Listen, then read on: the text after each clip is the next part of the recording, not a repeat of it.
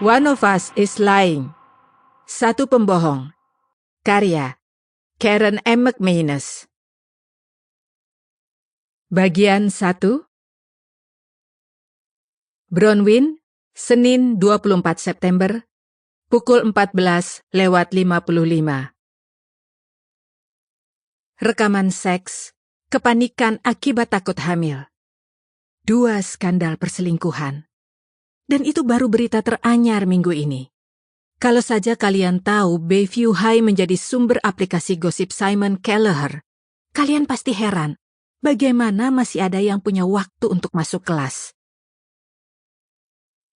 Itu sih sudah basi, Bronwyn, ujar suara dari balik bahuku. Tunggu sampai kau melihat artikel besok. Sial. Aku benci Tepergok sedang membaca about that, terutama oleh pembuatnya sendiri. Aku menurunkan ponsel dan membanting pintu loker hingga tertutup. Hidup siapa lagi yang kau hancurkan, Simon? Simon berjalan di sampingku saat aku melangkah melawan arus murid-murid yang menuju pintu keluar. Itu layanan publik, ujarnya sambil mengibaskan tangan meremehkan. Kau tutornya Reggie Crowley, kan? Memang kau tidak ingin tahu apa dia punya kamera di kamar? Aku tidak repot-repot menjawab. Peluangku mendekati kamar Reggie Crowley yang selalu teler sama besar dengan Simon yang memiliki hati nurani. Lagi pula, itu gara-gara ulah mereka sendiri. Kalau orang tidak berbohong dan selingkuh, bisnisku bangkrut. Mata biru dingin Simon mengamati langkahku yang memanjang. Kau buru-buru mau kemana? Menyelimuti diri dalam kejayaan ekstrakurikuler. Itu mauku. Seolah mengejek, satu notifikasi muncul di ponselku. Latihan matlet, pukul 15.00, Epoch Coffee. Diikuti pesan dari salah satu rekan satu timku. Evan di sini.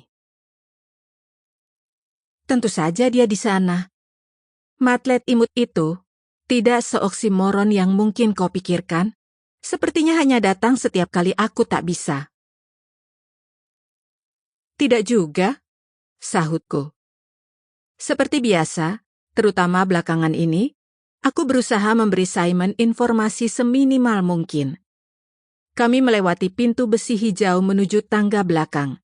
Garis pemisah antara kekumuhan Bayview High asli dengan sayap barunya yang cerah dan terbuka. Setiap tahun makin banyak saja keluarga kaya yang tergusur dari San Diego dan tinggal tak sampai 10 km dari Bayview.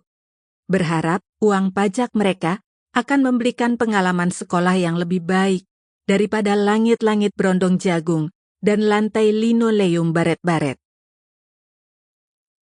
Simon masih di belakangku ketika aku tiba di lab Mr. Avery di lantai 3. Dan aku separuh berbalik sambil bersedekap. Memangnya kau tidak punya tujuan lain? Ada sih, detensi. Jawab Simon dan menungguku terus berjalan. Begitu aku malah meraih kenop, dia meledakkan tawa. Kau bercanda ya? Kau juga? Apa kesalahanmu? Aku disalahkan dengan tidak adil, gumamku, dan menarik pintu hingga terbuka. 3 murid lain sudah duduk di dalam, dan aku berhenti sebentar untuk memperhatikan mereka. Bukan kelompok yang kuperkirakan, kecuali 1 orang. Nate McCauley menjungkirkan kursi ke belakang dan menyeringai ke arahku. Kau salah belok. Ini ruang detensi, bukan OSIS. Tentu saja dia hafal. Nate selalu terlibat masalah sejak kelas 5. Kurang lebih saat itulah kami terakhir kali bicara. Menurut gosip yang beredar, dia mendapat hukuman percobaan dari polisi Bayview gara-gara sesuatu. Mungkin karena menyetir sambil mabuk, bisa juga akibat transaksi narkoba. Dia terkenal sebagai pengedar, tapi pengetahuan Sample complete. Ready to continue?